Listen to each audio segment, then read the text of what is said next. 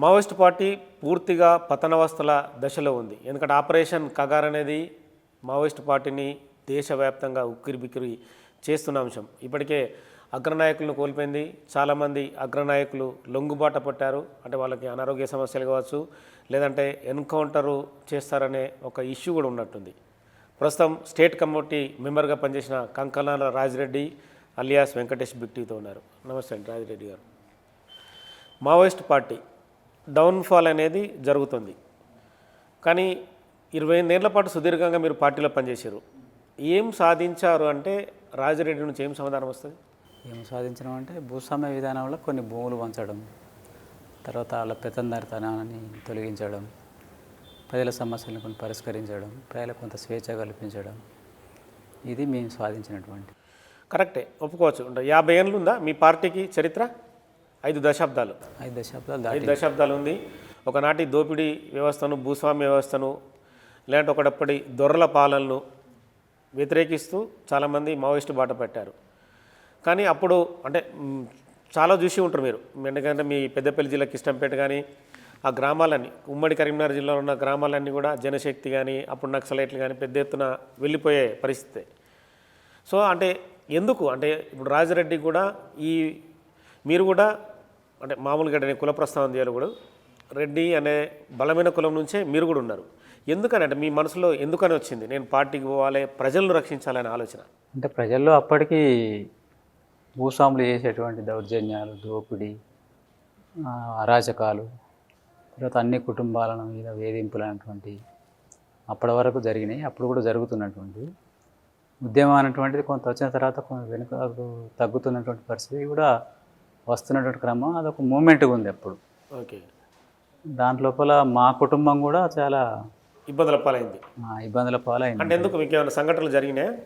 సంఘటన ఏం జరగలేం, కానీ మా కుటుంబం కూడా వాళ్ళ లాస్ అయింది. కొంత లాస్ అంటే ఇక రకరకాల పద్ధతులు. అంటే మీ భూములు లాక్కున్నారా? మా భూములు లాక్కోలే, కానీ భూములు కొనిచ్చి తర్వాత వడ్డీలకు వసూలు చేసి కుటుంబాన్ని చిన్నభిన్నం చేసి అప్పులపాలు చేశారు. దాంతో అది కూడా వాళ్ళు చెప్తున్నప్పుడు నా మనసులో ఉండేది. తర్వాత మా క్లాస్మేట్ కూడా ఆయన పనిచేస్తున్నాడు, అట్లా పరిచయం పార్టీలో. ఏం పేరు? అంటే ఇంటికాడనే పల్లేర్ల మొగిలి. ఆయన ద్వారా కొంత ఆయన పరిచయం ద్వారా నేను పరిచయం అయింది. ఓకే. అట్లా ఆయన ద్వారా ఇక అట్లా మాకు కొన్ని దళం పరిచయం అయింది. అట్లా కొన్ని విషయాల మీద నేను కూడా పోవాలి, సమాజాన్ని మార్చాలి, మాకు ఇంత భూమి ఉండేది అంత ఉన్నప్పటికీ అంటే ఇట్లాంటి అన్యాయాన్ని కొంత ఎదిరించి ఒక కొత్త సమాజాన్ని తీసుకురావాలని ఆలోచించడైతే.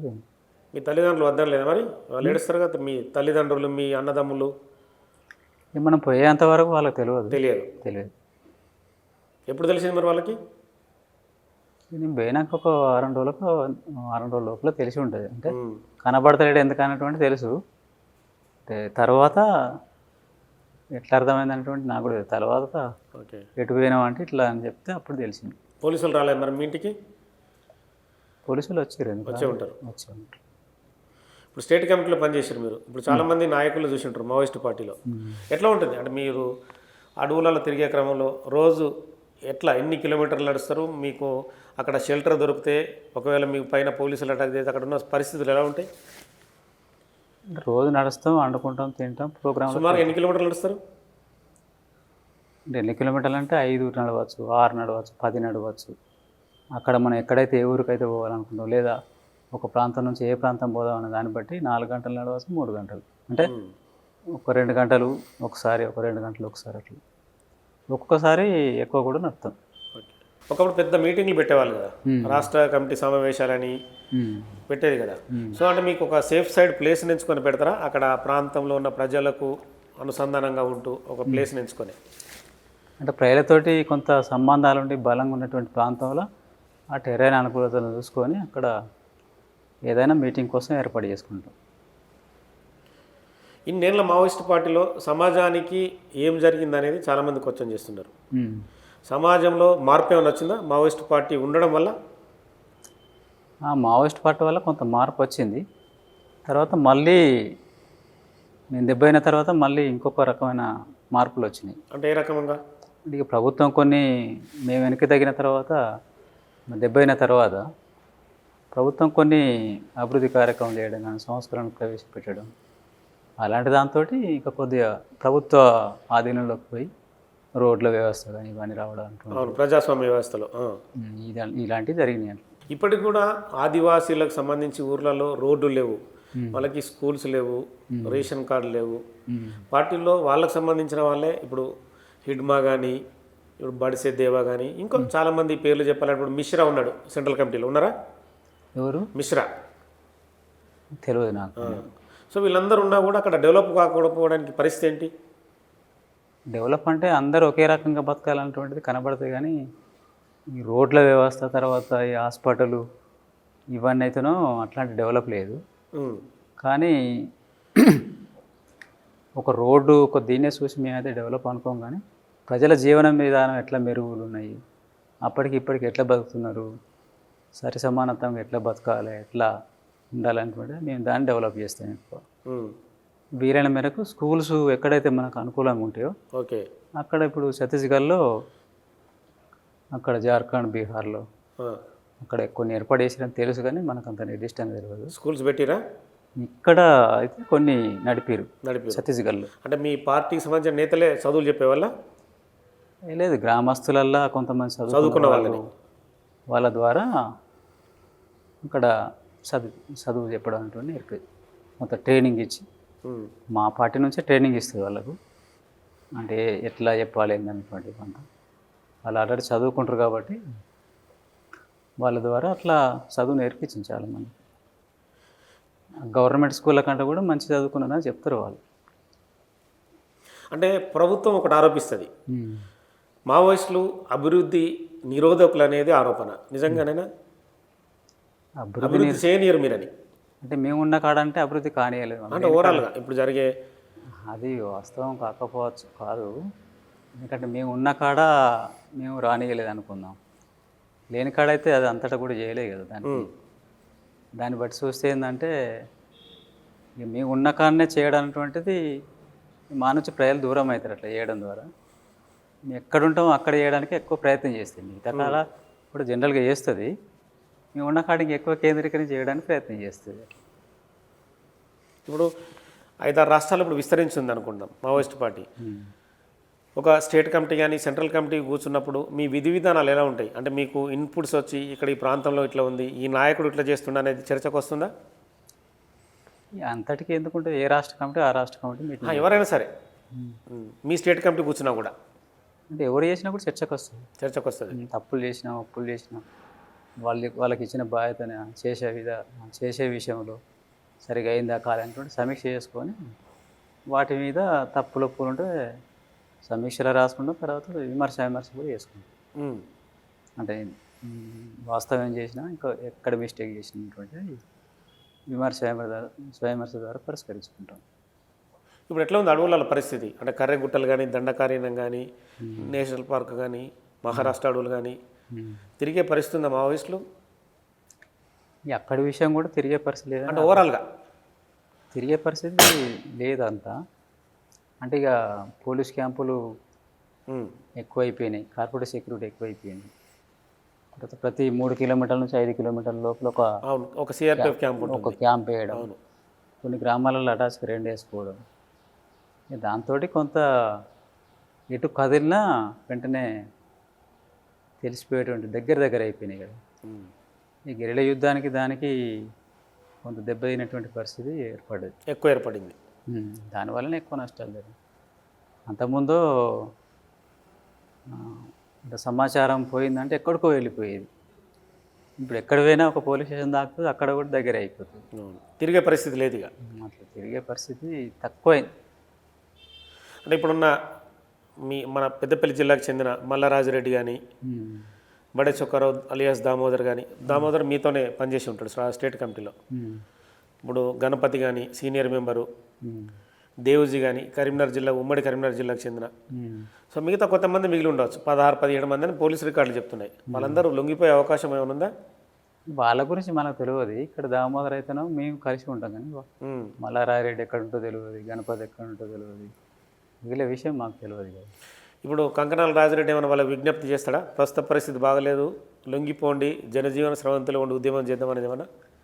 నేను వాళ్ళకి ఎట్లా చేస్తే వాళ్ళకి చేయలేదు. అంటే ఉన్న పరిస్థితిని బట్టి, ఉన్న క్లిష్ట ఇక్కడ పరిస్థితి తెలంగాణ వరకు అయితేనో తెలంగాణలో ప్రభుత్వం అవకాశం ఇస్తుంది. ప్రభుత్వం అవకాశం ఇస్తుంది కాబట్టి ఆలోచించండి అనేటువంటి విషయం వరకు అయితేనో అట్లా చెప్తే తప్పనిసరి మీరు లొంగిపోండి తప్పకుండా అనేటువంటి నేను అట్లా చెప్పలేను. ఓకే. అంటే ఇప్పుడు బయటకు వచ్చిన తర్వాత కేంద్ర కమిటీ ఆసన్న సోను మీరు లొంగిబాటు తర్వాత మీరు పరిణామాలు చూసే ఉంటారు. వాళ్ళు ఇప్పటికీ ప్రతిసారి కూడా లొంగిపోండి, మన ప్రస్తుత పరిస్థితి బాగలేదు, మనం అడవులలో ఉండి తుపాకీ పెట్టి చేయలేని పరిస్థితి, ఉద్యమాన్ని నడిపే పరిస్థితి లేదు అనేది వాళ్ళు విజ్ఞప్తి చేస్తున్నారు. కరెక్టేనా వాళ్ళు చేసే విజ్ఞప్తి? అంటే వాళ్ళు అనుకున్న దారిలో వాళ్ళు వేరు, పోరాడాలనుకుంటే వాళ్ళు పోరాడుతున్నారు. ఎవరి దారి వాళ్ళు కాబట్టి దానికి తప్పనిసరి ఆమోదం అనేటువంటి అందరు తెలిపారు కదా. అవును. చేయాలనుకుంటే వాళ్ళు చేస్తారు కాబట్టి దాన్ని వ్యతిరేకిస్తారు. ఇక వాళ్ళైతేనో అట్లా అయితేనే ఇప్పుడు చేయలేమనేటువంటి వాళ్ళ ఉద్దేశం కాబట్టి అనుకొని పోయిండ్రు కాబట్టి వాళ్ళు అట్లా చెప్పారు. అంటే ఈ మధ్యకాలంలో వాళ్ళ మీద తీవ్ర వ్యతిరేకత కనబరిచింది పార్టీ. వాళ్ళ ఆయుధాలతో పాటు శత్రువు ముందు లొంగిపోయారనేది పార్టీ రకరకాల ప్రకటనలు చేసింది. కరే అంటే అది అనుకోవచ్చు అట్లా? అంటే ప్రకటన అయితే చేసింది, ఆ. అంటే తెలియకుండా పార్టీకి సమాచారం ఇవ్వకుండా పోయిండ్రు. ఇట్లా చేయడం అనేటువంటి పార్టీ అనుకోలే కదా. అట్లా ద్రోహం ఇప్పటివరకు జరగలేదు. అట్లాంటి ద్రోహం అనేటువంటిది అయితే పార్టీ ప్రకటన అయితే చేసింది. కానీ వాళ్ళకున్న పరిస్థితులు మరి పార్టీ బేరీజ్ చేసుకోవాలి కదా, అది కూడా వాళ్ళకున్న ఎక్కడేం జరిగిందో అనేది ఎందుకు చేసుకోలేదంటారు మరి అట్లా? ఎవరు ఇప్పుడు ఒకసారి ఇప్పుడు మీరు కూడా లొంగుబాటుకు వచ్చే ఉంటారు, మీరు కూడా సమాచారం ఇచ్చారు పార్టీకి? సమాచారం ఇచ్చేయచ్చు. అంటే అనారోగ్య కారణాలు ఉన్నాయని, అంటే మీ వెపన్ అన్ని సరెండర్ చేసిరా? వాళ్ళకే ఇస్తాం కదా, ఎవరైనా చేస్తారు. మరి మొన్న రీసెంట్గా దేవా 48 వెపన్లు పట్టుకొని వచ్చి లొంగిపోయిండు, డబ్బులు కూడా తెచ్చిండు. మరి ఆయనను ఎలా చూడొచ్చు మరి మనం? వాళ్ళ ఇష్టం, వాళ్ళు ఎంచుకున్న మార్గాన్ని వాళ్ళు ఎంచుకుంటారు, మనం ఎంచుకున్న మార్గాన్ని మనం ఎంచుకుంటాం. అంటే ఇప్పుడు వాళ్ళందరినీ ద్రోహులుగా ప్రకటిస్తుంది ఇక పార్టీ. అంటే ఇప్పుడు ఒక పరిస్థితి కూడా వచ్చింది. ఇప్పుడు వాళ్ళు ఎక్కడ తుపాకులు పెట్టి రావాలి, ఎవరికి ఇచ్చి రావాలి? ఓకే. ఆ కనెక్టివిటీ లేదు, ఇప్పుడు సమన్వయం లేదు, కనెక్టివిటీ లేదు. ఉన్న వాళ్ళంటే ఇచ్చేస్తాం. అవును. లేదనుకుంటే తుపాకీ ఆడ పెట్టి రావాలి, పెట్టొస్తే ఎక్కడ పెట్టొచ్చినాం అంటే అనివార్యంగా చెప్పాల్సి వస్తుంది. అవును. అంటే ఇది వెనక చేరి వచ్చిన వాళ్ళది ద్రోహం అనుకోవచ్చు, ఏమనుకోవచ్చు నాకు తెలియదు. కానీ అంటే ఆ పరిస్థితులు వచ్చారు ఎట్లా అనేది నాకు తెలియదు. అవును. కాంటాక్ట్లు అయితే చాలా వరకు అంతటా కట్ అయి ఉన్నాయి. ఓకే. ఎక్కడికక్కడ ఒక బ్యాచ్ పోయిందంటే అది ఎప్పుడూ కలుస్తుంది. తర్వాత ఇప్పుడు వీళ్ళకు ఇడుమ చనిపోయిన తర్వాత ఎవరు కనెక్ట్ ఉన్నారు లేదనేటువంటిది కూడా మనకు తెలియదు.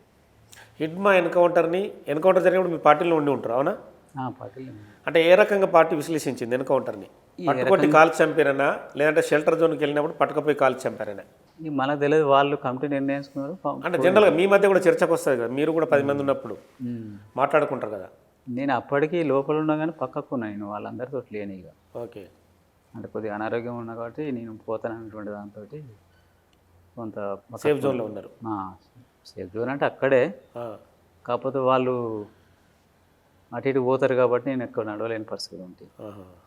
దాని చలి ఉన్నా కానీ ఇక అంటే అక్కడ పట్టుకొని చంపారా అనేటువంటిది ఆరోపణ మనకు ఖచ్చితంగా తెలియదు. ఖచ్చితంగా సమాచారం అయితే లేదు, మనకు లేదు. అంటే అని ఎట్లా బయటికి పోడు కదా అనేటువంటిది ఉన్నది. అవును. కానీ కరెక్ట్ మనకు అంత తెలియదు. వాళ్ళు ఎట్లా నిర్ణయించుకున్నారు, ఎంతమంది ఎట్లా వేయరు అనేటువంటిది ఆశ్చర్యాన్ని కలిగించే విషయంగా కనబడుతుంది. అంతమంది పోరు కదా బయటికి. అవును. ఎట్లా వేరో తెలియదు మరి. విజయవాడలో, కాకినాడలో చుట్టుపక్కల షెల్టర్ తీసుకున్నారు కదా పెద్ద ఎత్తున. వాళ్ళ కమిటీ ఏం నిర్ణయం తీసుకున్నా తెలియదు మరి. ఇప్పటికీ మావోయిస్ట్ పార్టీలో చాలామంది పట్టణ గ్రామీణ ప్రాంతాలకు వచ్చి షెల్టర్ తీసుకుంటున్నారు అనేది ఒకటి ఉంది, నిజమేనా? గ్రామీణ ప్రాంతాల్లో కానీ ఎక్కడ కానీ ఇప్పుడు ఒక్కరోజు కూడా దాగే పరిస్థితి ఏం లేదు. అంటే అక్కడ కూలీలుగా లేదంటే ఇంకో పనులు చేసుకుంటూ పార్టీ కూడా ఒక మాట చెప్పిందట కదా, ప్రస్తుతం మీరు షెల్టర్ జోన్కి వెళ్ళండి, తదుపరి పరిస్థితులు అనుకూలంగా ఉంటే అప్పుడు ఆలోచిద్దాం అనేది, నిజమైనది? అది మరి తెలంగాణలో అయితే తీసుకోలేదు, మరి అక్కడ తీసుకోవాలని మాకు తెలియదు. ఇక్కడైతే అట్లా అంటే ఓవరాల్గా సెంట్రల్ కమిటీ నిర్ణయం తెలియదు. ఇక అప్పుడైతేనో విడివిడిగా పోయి పని చేయాలి టీంలు అనేటువంటిదే ఉండే. బయటికి పోయి కూలీడిగా పనిచేసి మళ్ళీ రావాలంటే అది అసాధ్యమైన విషయం, కానీ అట్లాంటిది అయితే ఏం లేదు. అప్పుడైతే మేము వాళ్ళు కలిసి ఉన్నప్పుడైతే అట్లా ఒకసారి చెప్పినప్పుడు ఏం లేదు. అట్లా లేదు. టీంలుగా విడిపోయి పని చేయాలి, ఎక్కువ సంఖ్య లోపల ఉండలేము. విడివిడిగా కొద్దిమంది అట్లా ఉండాలంటుంటుంది. అప్పటికి దిగ్బంధనం అయిపోయింది కాబట్టి ఇక పోయే పరిస్థితి లేక కూడా ఉన్నట్టున్నది. ఎక్కడ తిరిగే పరిస్థితులు లేవు. ఇప్పుడు మామూలుగా పనులు చేయాలని మీరు ఇందాక ఒక మాట అన్నారు, పనులు చేయాలని ఏ కమిటీకి ఆ కమిటీ, అంటే మీకు ఏమో పనులు అప్ప చెప్తుంది? అంటే ఆర్గనైజేషన్ వాళ్ళు ఆర్గనైజేషన్, మిలిటరీ వాళ్ళు మిలిటరీ. ఆర్గనైజేషన్ వాళ్ళు ఇక కొన్ని నిర్మాణాలు చేసుకొని, పోరాటాలు చేసుకొని, ప్రజల సమస్యలు పరిష్కరించుకొని, మాట్లాడడం, వాళ్ళతో సంబంధాలు పెంచుకోవడం, అట్లాంటి సమస్యలు అవి వాటి మీదనే ఉంటుంది. ఇప్పుడు ఏదైనా అటాక్ చేయడం కోసం వ్యూహరచన చేస్తుంటుందా పార్టీ? వీళ్ళను ఈ టైంకి అటాక్ చేయలేదు, వీళ్ళ వల్ల సమాజానికి నష్టం జరుగుతుందనేది అట్లాంటి వాళ్ళని ప్రజల దృష్టికి వచ్చి ప్రజలు ఈయన మీద చేయాలి, ఇట్లాంటివి ఉన్నది, బాగా ఇబ్బంది చేస్తున్నాడు, ఈయన వల్ల మాకు చాలా నష్టం జరుగుతున్నటువంటి కనుక ప్రజలు కోరుకుంటే దాని ఆధారంగా ఏమైనా ఉంటే అట్లాంటివి ఏమైనా జరుగుతాయి. పోలీసుల మీద కూడా పార్టీ అటాక్ చేస్తుంటుంది, కానీ పోలీసులు మీకు శత్రువులు కాదు కదా, మరి ఎందుకని పోలీసులను అటాక్ చేయడం? పోలీసులు అంటే మా దగ్గరికి వచ్చినప్పుడు చేస్తున్నప్పుడు ప్రత్యేకంగా చేసింది చాలా తక్కువ. ఏం లేదు. అంటే అక్కడ జరిగిన విశాఖపట్నంలో జరిగిన అటాక్ కానీ, అంటే స్టేషన్ల మీద చేసుడు వేరు, తుపాకుల కోసం చేసేటువంటి అది. ఓకే. ఒకవేళ అక్కడ వాళ్ళు సరెండర్ అయితే కూడా వాళ్ళని వదిలిపెట్టామంటే పార్టీ అంటే మా దగ్గరికి వచ్చి కుమ్మింగ్ చేసినా కూడా ఒకవేళ వాళ్ళు సరెండర్ అయితే వదిలేస్తారు. ఒకవేళ సరెండర్ అయినా కూడా వాళ్ళ మీద ఏమైనా చేస్తే వాళ్ళ మీద పార్టీ చర్య తీసుకొని సీరియస్గా తీసుకుంటుంది, కిందికి దించేస్తుంది. అంటే సరెండర్ అయినప్పుడు ఎవరైనా కూడా దానికి కొన్ని నియమం పాటించాలి ఖచ్చితంగా. అంటే దయాగుణం ఉండాలి కదా. దయాగుణం. ఇప్పుడు ప్రభుత్వానికి సరెండర్ అయినా, అవును, సరెండర్ అయితే అన్నప్పుడు దాంతో ప్రభుత్వానికి విలువ ఉండదు. అవును. మేము కూడా సరెండర్ అయితే అన్నప్పుడు క్షమాభిక్ష పెట్టాలి కదా. పార్టీకి ఇట్లా అన్నది, మరి సరెండర్ అయితే కూడా చేయలేదంటే రేపు ఎవరు సరెండర్ అవుతారు, ఎవరు ఆలోచిస్తారు. అవును, అది వ్యతిరేకత వస్తుంది. ఇప్పుడు పార్టీ దగ్గర ఉన్న వెపన్స్ కానీ, పెద్ద పెద్ద ఆయుధాలు కానీ, అవన్నీ పోలీస్ స్టేషన్ల మీద అటాక్ చేసి పట్టుకొచ్చినాయినా మీరు సొంతంగా కొంటారా? మేము కొన్నవి చాలా తక్కువ నాకు తెలిసి. ఈ యూజీబీఎల్ లాంటివి అట్లాంటివి ఈ మధ్యకాలంలో కొన్ని తయారు చేసి, మన రీసెంట్గా దేవా లొంగుబాటు సమయంలో LMGలు ఉన్నాయి, AK-47లు, అందులో టవర్ ఉంది, టవర్ వెపన్ ఇజ్రాయిల్. అంత పెద్ద వెపన్ ఎట్లా వచ్చిందంటారు పార్టీకి? అది ఇప్పుడు CRPF బలగాలు, కేంద్ర బలగాలు, ఓకే, రకరకాలు కలిపి వస్తున్నాయి కదా. ఓకే, అలా దాడులు చేసిన దానిలో అది ఆ వెపన్ చేజిక్కించుకుంటారు. అట్లా చేజిక్కిందని చెప్పారు. అది 3-4 సంవత్సరాల కిందనే, ఇప్పుడు మనకు తెలియదు కానీ ఓకే అట్లా చేసుకున్నారు. అదే పెద్ద పెద్ద వెపన్స్ ఉన్నాయి, LMGలు కానీ. అలాంటి వెపన్ దొరకడం అనేటువంటిది అది కొంటే దొరికేది కూడా కాదు. అదే అంటున్నా, భారతదేశ చరిత్రలో మావోయిస్ట్ పార్టీ దగ్గర ఉంటాయంటే చాలామంది ఆశ్చర్యం వ్యక్తం చేస్తారు. అది మేము కొన్నది కాదు, అక్కడ దాడిలు వచ్చిందని చెప్పారు. కొన్ని సందర్భంలో బయటి దేశాల నుంచి కూడా పార్టీ కొంటుందనేది నిజమేనా? వెపన్స్ కూడా సాధ్యం. గ్రెనేడ్లు కానీ, గ్రెనేడ్స్, మందు పాత్రలు, అవి కొనడం అనేది సాధ్యమైతే లేదు. వెపన్స్ అది ఎప్పుడో బంద్ అయింది, మోసం జరగడం అనేటువంటిది చెప్తుంది. దాని నుంచి మనం కొనలేము, వాళ్ళు తెచ్చిస్తేనే చేద్దామనంటే వాళ్ళు తెచ్చియ్యారు, మేము ఇవ్వరు. ఇప్పటికి కూడా మావోయిస్ట్ పార్టీ చాలామందిని టార్గెట్ చేస్తూ మందు పాత్రలు పెట్టి ఉంటుంది భూమిలో. ఇప్పుడు చాలా పోలీసులు అంటే కూమింగ్ చేస్తున్న బలగాలు వెలికి తీస్తున్నాయి, వాటిని పేల్చడమో లేదంటే రకరకాలు చేయడం. ఎందుకని అంటే ఆ రూట్లలో వీళ్ళు వస్తారని పెట్టి ఉంచుతారా? ఎట్లా మీ అంటే ఆలోచన ఏంది? అంటే ఇప్పుడు ప్రత్యేక ప్రాంతంలో ప్రత్యేకంగా జనం తిరగాలని అనుకునే కాడ వాళ్ళు వస్తారనుకుంటే రూట్లలో కొన్ని పెట్టడం అనేటువంటి. కానీ అందులో సామాన్య ప్రజలు వాటి మీద నడిచి తొక్కితే పరిస్థితి ఏంటి? అంటే సామాన్య ప్రజలు తిరిగే ప్రాంతంలో పెట్టాం దాదాపుగా. ఒకవేళ పెడితే కూడా కొన్ని టైంలు బట్టి పెట్టి చెప్తాం వాళ్ళకు కూడా, మీరు ఈ టైం వరకు రావద్దు, కొంత మమ్మల్ని అర్థం చేసుకొని ఇన్ని సంవత్సరాలు పెట్టలే కదా, మేము కూడా ఈ అవసరం అయితే పెడుతున్నాం, మీకు కూడా తెలుసు, మీరు ఇన్ని సంవత్సరాలు కలిసి మేము ఏమనలేదు, కానీ మమ్మల్ని కూడా అర్థం చేసుకోవాలి, మా రక్షణ రీతే మేము పెడతాం అనేటువంటి గ్రామాలలో తెలియజేసి, పెద్ద మనిషి ద్వారా కానీ, సర్పంచ్ ద్వారా కానీ, వాళ్ళ ద్వారా తెలియజేసి పెడతాం. ఈ ప్రాంతానికి రావద్దని చెప్తాం, ఎక్కడ పెట్టిందని చెప్తాం, కానీ అవును మీరు ఈ సమయంలో రాకూడదు, మీకు అవకాశం ఇచ్చినప్పుడు రండి అని చెప్పి కొన్ని అవకాశాలు ఇచ్చి వాళ్ళు ఇక అక్కడ జంగల్ అవకాశాలు ఉంటాయి కదండి, వాళ్ళు అడవి అవసరాలు, చేపలు పట్టడం కావచ్చు, షికారు చేయడం కావచ్చు, అట్లాంటివి. ఇప్పుడు ఈ పోయిన సంవత్సరమే అంత స్ట్రిక్ట్గానే అంత ఉంది, అట్లాంటిది ఏం లేదు. లేదు లేదు. పార్టీలో ఒక చిన్న క్వశ్చన్. ఇప్పుడు నంబాల కేశవరావు పార్టీ చీఫ్గా ఎన్కౌంటర్ అయిన తర్వాత ఆ, మల్లోజుల వేణుగోపాల్ లేదా సోను తను పార్టీ చీఫ్గా కావాలనేది ఏదో ఆశించిండు, కులాధిపత్యం ఉందనేది ఒక ఆరోపణ బయట సమాజంలో, నిజమేనా? అది తప్పది. కులాధిపత్యం అనేది పార్టీలో అసలు ఉండదు. ఉమ్, కులాలు అనేటువంటి ప్రస్తావన పార్టీ రానే రాదు. మేము పార్టీలో విన్న తర్వాత ఏ కులం అని అస్సలు అడగాము. ఉమ్, వాళ్ళు ఏ కులం అనేది కూడా మాకు చాలా ఏరియాలు ఉంటే ఫలాని వాళ్ళనే కొద్దిగా అర్థమవుతుంది తప్ప, ఉమ్. దూరం అయితే వాళ్ళు ఏ కులం అంటే అనుకుంటే బయట చాలా ప్రచారం ఏంటంటే ఇప్పుడు దేవ్జీ అలియాస్ తిప్పి తిరుపతి కోరుట్ల, ఉమ్, ఆయన ఎస్సీ కమ్యూనిటీకి చెందిన వ్యక్తి, మల్లోజుల వేణుగోపాల్ బ్రాహ్మణ, ఉమ్, నంబల కేశవరావు ఎన్కౌంటర్ తర్వాత నేను పార్టీ చీఫ్ కావాలనుకున్నా, ఆయనకి ఇచ్చిన తర్వాత బయటకు వచ్చిండు అనేది ఒక ఆరోపణ. ఉమ్. అట్లా ఉంటుందా? ఇప్పుడు అసలు నంబాల కేశవరావు చనిపోయిన తర్వాత మీటింగ్ అయ్యే అవకాశమే లేనప్పుడు, అసలు మీటింగ్ వాళ్ళు కలుసుకోలేని అవకాశం ఉన్నప్పుడు సెక్రటరీ ఎవరు పెట్టాలన్నటువంటిది ఎట్లా నిర్ణయిస్తారు? ఓకే. అలాంటి అవకాశం లేదు. కాకపోతే మీడియా ప్రచారంలో ఏంటంటే ఇదే కారణం అన్నటువంటి చూపెడతాను. అంటే కొంతమంది మాజీ మావోయిస్టులు కూడా ఇలాంటి అంటే బయటకు స్ప్రెడ్ చేస్తారు, ఎందుకని? మాజీ మావోయిస్టులు అంటే వాళ్ళు ఏ విషయంలో చేస్తారు? అంటే కులాధిపత్యం జరుగుతుంది ఇట్లా అని. కులాధిపత్యం జరుగుతుంది అనేటువంటి వాళ్ళు బయటకు వచ్చిన ఇంకా ఎక్కువ నుంచి చెప్తారు, కానీ లోపల ఒక్కరు కూడా కులాధిపత్యం ఉన్నటువంటి ఏ రోజు కూడా ఒక్కరు కూడా మాట్లాడరు, అసలు ఉండదు. అది మాట్లాడినా ఆ విషయమే రాదు కదా. ఒక్క ప్లేట్లో తింటే ఒక్కోసారి నా ప్లేట్ నేను తీసుకుపోతే ఆయన ప్లేట్ నేను తీసుకుపోతాను. అవును, ఎందుకంటే అక్కడ మీకున్న పరిస్థితులు వేరుగుంటాయి కదా. అంటే మాదొక లక్ష్యం ఒకటి, ఆ, తర్వాత కులం అనేటువంటిది మాకు ఏం అవసరం అక్కడ. గ్రామంలో ఉంటడం అనివార్యంగా ఒక అవసరం పడుతుంది.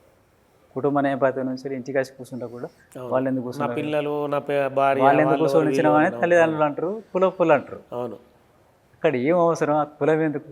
ఓకే. అందరూ ఒక లక్ష్యం కోసం వచ్చినాం, పనిచేస్తున్నాం కాబట్టి అదే కోణం నుంచి ఆలోచిస్తుంది తప్ప దళిత కోణం అని ఉండదు. ఇంకా వాళ్ళని ఎదిగించుకోవడానికి పార్టీ బాగా ప్రయత్నం చేసింది. ఎందుకు అని అంటే అసలు ముఖ్యమైన శిక్షణే అది. ఓకే. వాళ్ళ నుంచి నాయకత్వం రావడం ద్వారా మనకు మద్దతు ఎక్కువ ఉంటుంది. వాళ్ళని డెవలప్ చేసుకోవాలన్నటువంటి అక్కడ ఉన్న ఆదివాసులను చేసింది, చాలామందిని ఆల్రెడీ మిగతా వాళ్ళని కూడా చేసింది. పార్టీ నిబంధనల ప్రకారం కూడా రాసుకున్నది. ఓకే. వీళ్ళకు తక్కువ స్థాయి ఉన్నప్పటికీ కమిటీలో పెట్టుకొని డెవలప్ చేసుకోవాలనేటువంటి ఒక నిర్ణయం నిబంధన వల్ల రాసుకున్నది. నిబంధన వల్ల ఉంది. ఉంది. దాని ప్రకారంగానే స్థాయి తక్కువ ఉన్న ప్రోత్సహించి ఆ కమిటీలో పెట్టుకోవడం ద్వారా డెవలప్ అవుతారని అట్లా పెట్టుకొని డెవలప్ చేసుకుంది ఓకే చాలామందిని. ఇప్పుడు ఈ మధ్యకాలంలో నంబాల కేశవరావు, మోడెం బాలకృష్ణ, పాక Hanumanth alias Ganesh central committee మెంబర్లు చాలామంది ఎన్కౌంటర్ అయ్యారు. లొంగుబాట్లు కూడా చాలానే జరిగినాయి. ఆశన్న సోనులు కానీ, మన బండి ప్రకాష్ కానీ, పుల్లూరు చంద్రయ్య, వీళ్ళందరూ కానీ. సో ఈ ఎన్కౌంటర్లు, ఈ లొంగుబాట్లు ఎట్లా ఉంది పార్టీ పరిస్థితి? 30%కి దాదాపు దెబ్బతిన్నది. ఇక కొంత కోలుకోలేనట్టు ఒక స్థితిలో కూడా, వెంటనే కోలుకోలేని స్థితిలో కూడా ఉన్నాయి. చాలామంది దెబ్బతిన్నారు. ఇప్పుడు ఒక సంవత్సరాలు 8 మంది చేసి ఏ కాలం ఎప్పుడు కూడా చనిపోలేదు. అవును, దాదాపు 8 మంది. హిస్టారికల్ అది. హిస్టారికల్. ఒక సంవత్సరంలో 2 సంవత్సరాలకు ఒక్కసారి ఒకరు 8 మంది సెంట్రల్ కమిటీ ఈ కగార ఆపరేషన్ తర్వాత నడుస్తున్న కాలంలో. అందులో పార్టీ చీఫ్ కూడా. పార్టీ చీఫ్ కావడం అనేది పెద్ద సంచలనం, పెద్ద నష్టం. దాని ద్వారా ప్రజల లోపల కూడా అసలు చీఫ్నే కాపాడుకోలేదు పార్టీ, రేపు ఏమవుతుంది అనేటువంటి ఒక ఆందోళన కూడా వచ్చింది. ఒక ఇది వచ్చింది కొంత. కలిసిరా మీరు దేవ్జీని తిరుపతిని ఎప్పుడైనా ఈ మధ్య కాలంలో? నేను ఇప్పుడు కలవలేదు. అంటే దామోదరకు మీకు ఎప్పుడు విడిపోయారు మీరు? అంటే విడిపోయేది కలిసి పనుల రీత్యా. ఈ మధ్యలోనా? ఇతరులకు వచ్చినాక కలిసి ఉన్నాం, కొంతకాలం విడిపోయి ఉన్నాం. అంటే ఎంత, ఒక 1 year అవుతుందా? 1 year అయితే లేదు, ఏం లేదు, 6 నెలలు కూడా అయితే లేదు. అంటే ఆయన ఆలోచన ఏంటి, దామోదర్ ఆలోచన? ఇక అందరం సాయుధ పోరాటం చేద్దామని అనుకుని ఉన్నాం. నాకు అనారోగ్య సమస్య, తర్వాత ఈ నష్టాలు, తర్వాత ఇప్పుడున్న పరిస్థితి లోపల నాకు సహాయం కూడా చేసేవాళ్ళు కూడా, అంటే నేను నాకు గార్డ్స్ వాళ్ళు ఉండాలి కదా, సహాయం చేసే వాళ్ళు కూడా ఉన్నారు కదా, వాళ్ళు కూడా పోయి. స్టేట్ కమిటీకి ఎంతమంది ఉంటారు గార్డ్స్? ఇద్దరు ఉంటారు. ఇద్దరు. సెంట్రల్ కమిటీ వాళ్ళకి సెంట్రల్ కమిటీ వాళ్ళకు 8 మంది. 8 మంది ఉంటారు. ఇప్పుడు నమ్మాల కేశవరావు లాంటి చీఫ్కి 30 మంది ఉంటారు అంటారు, నిజమేనా? అంటే ఇక ప్రత్యేకంగా ఒక ప్లాటూన్ కానీ కంపెనీ కానీ వాళ్ళకు పెడతారు. చీఫ్కి ఎక్కువ మంది ఉంటారు. ఎక్కువ మంది. సెంట్రల్ కమిటీ వాళ్ళకి సెంట్రల్ కమిటీ వాళ్ళకు ఒక 10 మంది వరకు 10 మంది గార్డ్స్ ఉంటారు.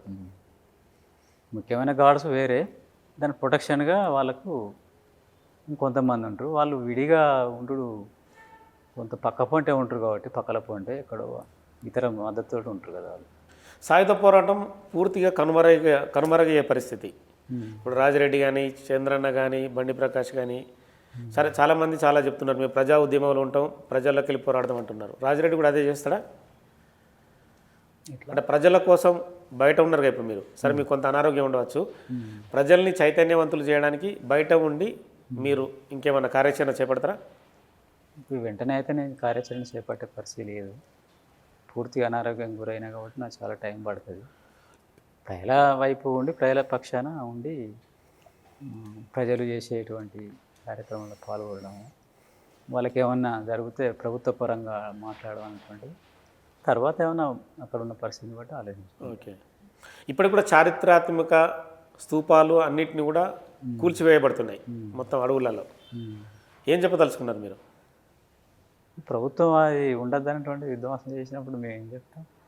ప్రభుత్వం అనుకున్న కార్యక్రమం చేస్తాయి కదా. అవును. దానివల్ల ఇక మేము చెప్పలేము. విధ్వంసం చేస్తుంది అనేటువంటిది అర్థమైంది కూడా. అంటే ఇది కనబడద్దు, ఇక దానికి ఆలోచన ఉండద్దు అనేటువంటిది ఉంటాయి కదా, అట్లా చేసింది. ఇప్పుడు మిగతా రాష్ట్రాలకు భిన్నంగా తెలంగాణ గవర్నమెంటు మీ అందరి లొంగుబాటుకి, అంటే ప్రస్తుతం ఉన్న మావోయిస్టుల లొంగుబాటుకి పూర్తి సహకారం అందిస్తుంది. ఏదో ఒక కనెక్టివిటీ ద్వారా వాళ్ళని లొంగుబాటుకు తీసుకొచ్చి రివార్డ్ అందజేసి మంచి జీవనం కల్పించాలనే ఉద్దేశంతో ఉంది. అంటే ముఖ్యంగా ముఖ్యమంత్రి రేవంత్ రెడ్డి, ఇప్పుడున్న డీజీపీ శ్రీధర్ రెడ్డి, ఎస్ఐపి చీఫ్గా ఉన్న సుమతి కానీ, వీళ్ళందరూ కూడా ఎఫర్ట్స్ని పెట్టి ఎట్లా చూస్తుంది? అంటే ఇది మంచి పరిణామమేనా లొంగుబాటు అనేది? అంటే ఇప్పుడు ఎవరైతే రావాలనుకుంటారో లేకపోతే వచ్చే వాళ్ళను అక్కడ ఉండే వాళ్ళు కూడా ఆలోచించే విధంగా ప్రోత్సహించినటువంటిది కూడా ఒక మంచి పరిణామం కూడా చెప్పుకోవచ్చు. ఉండేవాళ్ళు ఉండడు వేరు, కానీ ప్రభుత్వాన్ని కల్పిస్తుంది అనేటువంటిది అన్నప్పుడు కొంత ఇక నేను పోయి పని చేస్తే ఇప్పుడున్న పరిస్థితులు అక్కడ ఏం లేదనుకున్నప్పుడు రావడానికి అవకాశాలు, ఒక స్పేస్ కల్పించడం అనేటువంటిది ఒక మంచి అవకాశం. అంటే కాంగ్రెస్ గవర్నమెంట్ ఏర్పడిన తర్వాత మిగతా రాష్ట్రాలకు భిన్నంగా సాగుతుంది ఇక్కడ భిన్నంగా సాగుతుంది. కొంత ప్రభుత్వం ఇక నష్టాలు కాకుండా సరెండర్నే ఎక్కువ ప్రోత్సహించి వీలైన మేరకు సరెండర్ చేయించుకుంటే మంచిది అనేటువంటి ఆలోచనతో ఉన్నది. దానివల్లనే మేము కొంతకాలం ఇక్కడ ఉండగలిగినాం తెలంగాణలో. ఓకే. లేకపోతే నష్టపోయే వాళ్ళం కావచ్చు పూర్తిగా. ఇక్కడ కూడా వేరే రాష్ట్రాల పోలీసులకు దొరికితే కనుక, వేరే రాష్ట్రాల పోలీసులకు దొరికినా తెలంగాణలో ఉన్నా కూడా పాతలాగుండి ప్రభుత్వం కొంత సరెండర్నే చేయించుకుందాం ఓకే అనే దాంతో కొంత ఓపికతోటి అది ఉండి పనిచేసింది. కొంతమంది ఇప్పుడు లొంగిపోవడానికి అంటే తాము వస్తే కనుక పరువు సమస్యగా భావిస్తున్నారట, నిజమేనా? అంటే ఇన్నేళ్ళు మేము ఉద్యమంలో ఉన్నాం, ఏం చెప్తాం ప్రజలకు వచ్చి లొంగిపోయి అనేది కొంతమంది ఆలోచిస్తున్నారట. అంటే ఇక్కడే ఉద్యమం చేసినాం, ఇక్కడే చచ్చిపోతాం అన్న ఆలోచనలో ఉన్నారట, అది నిజమేనా? పరువు సమస్య అనేటువంటిది కానీ ఇంతకాలం ఉండి ఇక మళ్ళీ పోయి ఏం చేస్తాం? అంటే అట్లా నడిచింది ఏమైనా టాక్స్ మాటలు? అట్లేం నడవలే కానీ లక్ష్యం కోసం పని చేసినాం కదా. తర్వాత చివరి టైంలో పోయి ఏం చేస్తాం? ఇప్పుడు ఏం కొత్తగా చేసేది ఏముంటుంది ఆడ? చనిపోతే సంవత్సరం బాగుతాం కాబట్టి మళ్ళీ ఆడిపోయి కొత్తగా ఏం చేస్తాం అనేటువంటిది ఆలోచన అయితే ఉంటుంది కొంతమందికి. అట్లా ఇప్పుడు 1990s అంటే కొన్ని దశాబ్దాలకి ఇప్పుడు జరుగుతున్న నవ సమాజానికి రాజిరెడ్డి ఏం తేడా గమనించాడు? ఏం గమనించినామంటే ఇప్పుడు సాయుధ పోరాటం అంటే కొంత దెబ్బతిన్నది. తర్వాత పై చేయిలో ప్రభుత్వాలు ఉన్నాయి. తర్వాత కొంత ప్రభుత్వాలు కూడా కొన్ని అవసరాలు ఇస్తే కొన్ని అభివృద్ధి కార్యక్రమం చేయడానికి కొంత ప్రయత్నాలు చేస్తున్నాయి, కొంత పరిష్కరిస్తున్నాయి. ఇక మేము ప్రజల సమస్యలు పరిష్కరించే విధంగా మాకు అవకాశాలు కల్పిస్తలేదు, అంటే అవకాశం దొరుకుతలేదు. మేమేం చేసే పరిస్థితి కూడా లేక కొంత దెబ్బతిన్నాయి ప్రజలను కలిసే విషయం, తర్వాత వాళ్ళతోటి సమస్య పరిష్కరించే విషయం ఉంది. అయితే ఈ వ్యవస్థ దోపిడీ అనేటువంటిది అది కొంత ఉంటుంది, అది ఉన్నది, ఎట్టి పరిస్థితుల్లో ఉంటుంది, అది ఉన్నది. దానివల్ల ఏంటంటే ప్రజలు మీరు ఉంటేనే మాకు ఉపయోగం అనేటువంటిది అంటారు. కానీ ఇక వాళ్ళకు కూడా ఈ దాడులు జరుగుతున్న క్రమంలో పార్టీ దెబ్బతింటుంది అనేటువంటిది వాళ్ళకు వచ్చేసింది. ఒక డాక్యుమెంట్ బయటకు వచ్చింది ఈ మధ్యనే, ఒక డాక్యుమెంట్ మావోయిస్ట్ పార్టీది. లాస్ట్ ఇయర్ ఏదో డీజీపీల సమావేశంలో అది బయటకు చూపించారట. అంటే మన విధానాన్ని మార్చుకోవాలి, మనము గతంలో పాత విధానాన్ని కొనసాగిస్తున్నామని చెప్పి మావోయిస్ట్ పార్టీ ఒక 30 పేజీల డాక్యుమెంట్ రాసింది. అంటే ఆపరేషన్ కగారు నడుస్తున్న క్రమంలో అంటే విడిపోవాలి, సేఫ్ జోన్లలో ఉండాలి, ఎక్కడికక్కడ ఉంటూ ఆపరేషన్లు చేయాలి అనేది డాక్యుమెంట్. నిజం మీరు చదివిన డాక్యుమెంట్ అది? నేను చదవలే, అట్లాంటిది ఏం లేదు, కానీ విడిపోయి పని చేసుకోవాలి ఎక్కడో అక్కడ. అవును, ఆ డాక్యుమెంట్లో ఈ పదం ఉంది. తెలియదు అది అంత వివరంగా నాకు అట్లా గుర్తు. అంటే సెంట్రల్ కమిటీ స్టేట్ కమిటీలకు ఏమైనా డాక్యుమెంట్ పంపించి చదువుకోమని అది అందరికి చెప్పమని చెప్పింది ఏమన్నా? అంటే సారాంశం చెప్పింది. సారాంశం మీన్స్ అంటే ఏమని? సారాంశం అంటే ఇక ఇప్పుడు ఉన్న పరిస్థితుల్లో పాతలాగా పెద్ద సంఖ్య లోపల ఉండలేము, 4-5 చొప్పున 3 చొప్పున అట్లా తిరిగి అట్లా ఆత్మరక్షణ చేసుకుంటూ, ప్రధానంగా ఆత్మరక్షణ చేసుకుంటూ ఆ ప్రజలతో సంబంధాలను మెయింటైన్ చేయాలి. ఇట్లా టీములకు ఉండాలన్నటువంటిది. అంటే అంతకుముందు పెద్ద సంఖ్య లోపల తిరిగేవాళ్ళు మీరు ఒకే ప్రాంతంలో ఉండడం, ఆయుధాలు వేసుకొని అప్పుడు చదివిగల అవకాశం ఉన్నది. అలాంటి అవకాశాలు లేవు కాబట్టి ఎక్కడో అక్కడ ఇక ఏ నష్టం జరిగినా ఆ జాగ్రత్తలు తీసుకొని అక్కడ పనిచేయాలి అక్కడ అనేటువంటిది అనుకోవడం జరిగింది. అదే దాని సారాంశం అంతా. ఇన్నేళ్ల జీవితం మీరు 3 దశాబ్దాల పాటు పార్టీలో గడిపొచ్చారు. సమాజానికి ఏం చెప్పదలుచుకున్నారు? సమాజంలో ఉన్న యువతకి ఇప్పుడున్న నడుస్తున్న అంటే పరిస్థితులకు అనుగుణంగా యువతకు రాజిరెడ్డి ఏం చెప్పదలుచుకున్నాడు? అందరు కలిసి సమాజాన్ని బాగుపరచాలన్నటువంటిదే అనుకుంటున్నాను నేను. అంటే ప్రభుత్వం చేసేటువంటి దాన్ని ఉంటే మాట్లాడడం, చేయడం, పరిష్కరించుకోవడం అనే పద్ధతి ఇప్పుడు ప్రస్తుతం నడిచే పరిస్థితి ఉంది కాబట్టి అది చేసుకోవాల్సి ఉంది. ఓకే, థ్యాంక్ యూ రాజిరెడ్డి గారు. సో మొత్తానికైతే 28 ఏళ్ళ తన మావోయిస్ట్ పార్టీలో ప్రస్థానాన్ని కొనసాగించాడు. అప్పుడున్న పరిస్థితుల నేపథ్యంలో అండర్గ్రౌండ్కి వెళ్ళి అప్పుడు నక్సలైట్గా మావోయిస్ట్గా తన ఉద్యమాన్ని కొనసాగించాడు. కానీ ఇప్పుడు అనారోగ్య కారణాల రీత్యా స్టేట్ కమిటీ మెంబర్ అయిన కంకనాల రాజిరెడ్డి అలియాస్ వెంకటేష్ తెలంగాణ పోలీసుల ముందు లొంగిపోయాడు. కానీ పరిస్థితులు మాత్రం చాలా దుర్భరంగా ఉన్నాయి. ఆపరేషన్ కగారు కొనుస్తున్న ఈ టైంలో లొంగుబాటుకు వచ్చేవాళ్ళు ఖచ్చితంగా రావాల్సిన అవసరం ఉందంటున్నాడు. ఇక మిగతా వాళ్ళ సంగతి అంటే వాళ్ళ ఆలోచన విధానం బట్టి వాళ్ళు మసులుకోవాలంటున్నాడు. కానీ జల్లెడ పడుతున్న ఈ టైంలో, అంటే అడవుల్ని జల్లెడ పడుతున్న ఈ టైంలో సేఫ్ సైడ్ మార్గంగా మాత్రం లొంగుబాటుకే మొగ్గు చూపాలనేది లొంగిపోయిన ప్రతి మావోయిస్టు కూడా తన అభిప్రాయం చెప్తున్నాడు. ఇంకా ప్రజా ఉద్యమం కొంతమంది చేస్తామంటున్నారు, అది తదుపరి విషయం. సో మొత్తానికైతే తన లొంగుబాటుకు జరిగిన పరిణామాలన్నింటినీ కూడా బిగ్ టీవీ వివరించాడు. విత్ కెమెరామెన్ శంకర్రావు, శ్రీకాంతులతో Nagesh, big TV signing of.